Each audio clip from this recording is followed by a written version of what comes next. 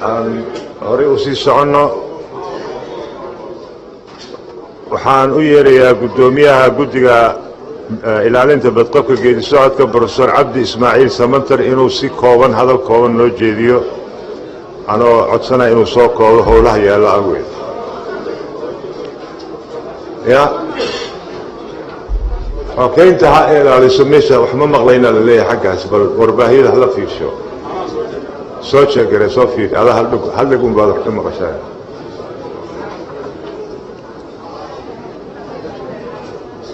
الرحمن الرحيم حق شغال حول وضعنا من فضلكم حضرتك جوجيه تفضل البروفيسور. السلام عليكم ورحمة الله وبركاته. قدوميها قصرة قدي دا دور شوينكا حلبانا دا بارلمانكا رقية دمربا مرتدى جوكتا آد بعد مهتسنتين وانا نرني سلامنا ما يمغل سانيمك بس يقولون بعد دقوبي خير عرسين مياه وقت هايواد مهتسنتين marka ugu horeysa waxaan doonayaa inaan guddidan ku jiro idinku abuurteen inaan magacyadooda halkan ka sheego martibo yihiin golaha waxa ugu horeeya waxa weeyaan Professor Cabdi Ahmed Maxamuud Baafo sare joogso fadlan hal ugu arkay waxa ku xigta Marwo Shamso Ibrahim Bulis waxa ku xigta mudane Roble Ahmed Daahir waxa ku xiga Marwo Faadumo Jibril waxa ku xiga Professor Mahad Maxamed Sheekh Xasan waxa ku xiga mudane Aadan Xasan Cabdi waxa ku xiga mudane Cabdillaahi Maxamed Shirwa waa 8 qof ayaan nahay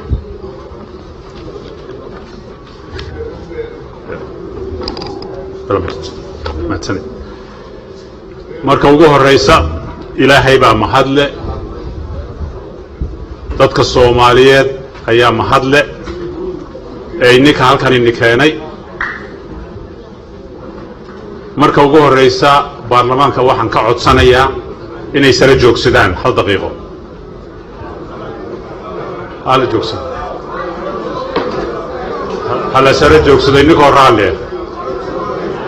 waa codsi waaye qofkii doona uu fadhii karaa laakiin waa codsi waaye بس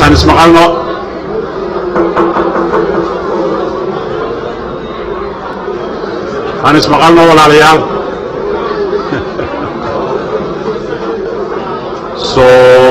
Somaliye toso iskutir sadae hadbakina tagdarane tagera waligide waad mahadsantihiin السلام عليكم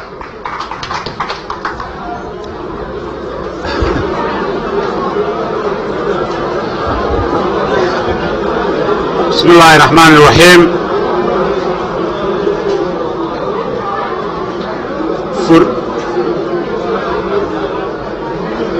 بسم الله الرحمن الرحيم waad ku mahadsantihiin codsiga aad ka soo jawaabteen waxaan ku mahad celinayaa baarlamaanka Soomaaliyeed labadiisa guri ee annaka guddidan fursadana siiyay naguna aaminay intii itaalkayaga ah iyadoo ilaahay la hor joogo ilaahay laga baqanayo wax walba sidii hanu u aragno oon cidnaba loo eexanayn inaanu u ilaalino waxaan inaga ballan qaadiyay anigoo guddoomiyaha inaan cidnaba loo eexanayn ilaahay hortii aakhirana sidaa lagu tagi doono taa ogaada walaalayaal horta talabaad waxaad nagu aaminteen in la ilaaliyo annagu cod ma lihin in la ilaaliyo anshaxa doorashada madaxtooyada Soomaaliyeed si jidka loo marayaa xalaal uu noqdo waayo hadduu jidkaasi xalaal noqdo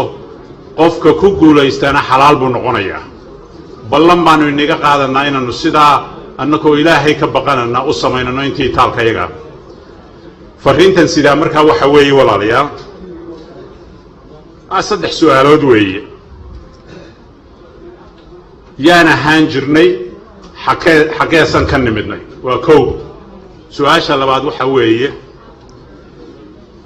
maxaynu noqonnay ta ugu dambaysana waxa weeye maxaan doonaynaa u baahannahay inaan noqonno si ummaddeennu hay baaba'a uga baxdo saddexdaas su'aalood baan ka jawaabayaa kuna dheeraan maayo hadalka siduu guddoomiyuhu yidhi kow waxaan ahaan jirnay dadka afrika ugu qabka weyn leh ayaan ahaan jirnay ee hay qaybiyeen isticmaalku qaybiyey ayaan ahaan jirnay waxaan samaynay inaan diidnay gumaysigii oynu dagaalannay maskax iyo muruqba innakoo waddan muslin ah oo soomaali layna yidhaahdo haynu la soo noqonnay sharafteenii waxaan ahaan jirnay waaye waa waddankii ugu horreeyey ee diyaarada isticmaal hay ku laayaan dad gobonnimo doona adduunka oo dhan baynu ahayn waynu isku nimid waa la midoobay waa la xoroobay tallaabadii labaad aynu qaadnay waxaynu ahaan jirnay waxay ahayd inaynu afrika ka muuqanno markay noqoto maamul ahaan markay noqoto isku duubnaan ahaan markay noqoto edeb ahaan kow ayaan ka ahayn taariikhdaasi been ma aha waa run weeyaan walaalo isjecel ayaa la ahaa oo dhaqan wadaaga oo diin wadaaga oo caado wadaaga oo af wadaaga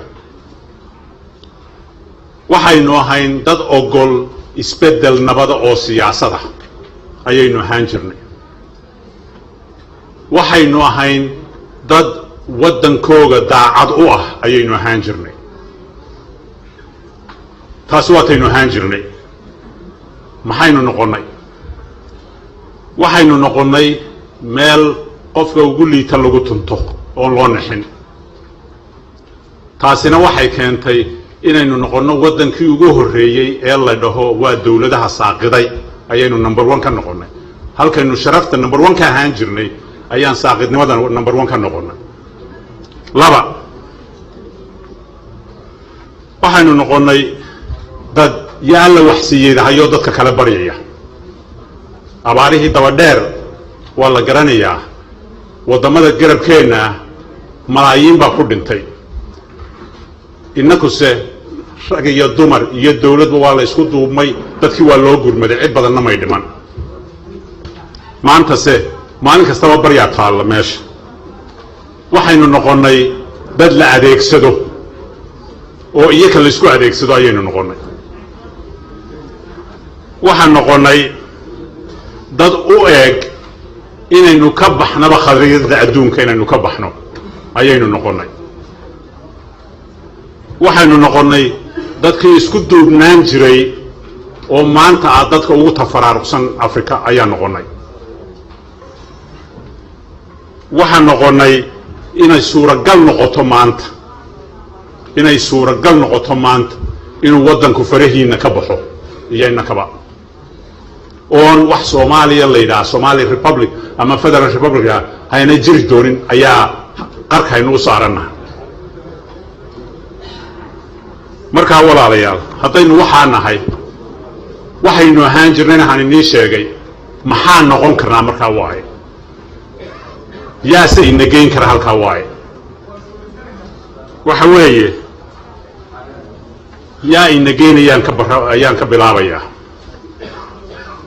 baarlamankan waxaan ka codsanayaa oon ka baryayaa anigoo guddida magaceega ku hadlaya inaad noqotaan dadka u dhigma dadkii SNL ka sameeyey burco 45tii SYL halkan ka sameeyey 43dii inaad noqotaan baarlamaankii gobonnimada Soomaaliyeed soo celinayay ayaan inaga baryaya walaalayaal waxaan inaga baryaynaa inaad noqotaan baarlamaankii isku keenay ee walaaleeyay Soomaali ayaan inaga baryanaa ummaduna hay inaga sugaysaa waxaan inaga baryanaa inuu baarlamaankani noqdo wixii tafaraaruq jiray kuwii tirtiri lahaa inaad noqotaan rabnaa waxaan rabnaa inaad horseed noqotaan oo marka la yidhaaho dimuqraadinimo walaaltinimo iyo islaamnimo tilmaamteedu siday u eg tahay in la yidhaahdo baarlamaanka Soomaaliya Muqdisho fadhiya ayaan rabnaa Soomaali haddaan nahay waxa kale oo rabnaa waxa weeye maanta macaluul ayaa ka taagan 4 sanadood horteed sidaasay ahayd macaluush wax rabbaaniya maaha biyo la'aanta rabbaaniya laakiinse macaluush waa wax bini aadam abuuray innikoo halkaa fadhiya uu dadkiinii balanbalsan yahay dadkeenniina balanbalsan yahay carruurteennii hay noqotay agoomo goblan hay wada noqdeen ya hurdo inooma taalo wax dan gaarihi inooma taalo waddanku faraheennii wuu ka baxayaa ilaahay kama dhigay wuu ka baxayaa haddaydinaan innikuna horgelin oo idinaan xalkii loo baahnaa iyo gobonnimadii loo baahnaa keenin markaas waxaan ku soo gabagabaynayaa hadalka anigoo ixtiraamaya guddoomiyuhu waqtigii uu siiyey oon ka soo yaraynaya intii markii hore aanu isku ogeyn ilaahay baan inagu dhaarinay dadkaa masaakiintee wadhan ee ini soo eegaya ilaah baan inagu dhaarinay hallugoynina ilaah baan inagu dhaarinay wehelu noqda ilaah baan inagu dhaarinay ka saara xabaasha qarka hay u saaran yihiin waad mahadsantihiin sidaad noo dhagaysateen allahayna ilaaliyo tallaabada ugu horraysa eed qaadasaana eenu annakuna ilaashanano ilayn inninkaana keenay annakumaanaan joogin halkane waxa weeyaan wax walba si xalaala inuu u dhaco si xalaali uga soo baxdo meeshaasi wasalaamu calaykum waraxmatullahi wabarakaatuh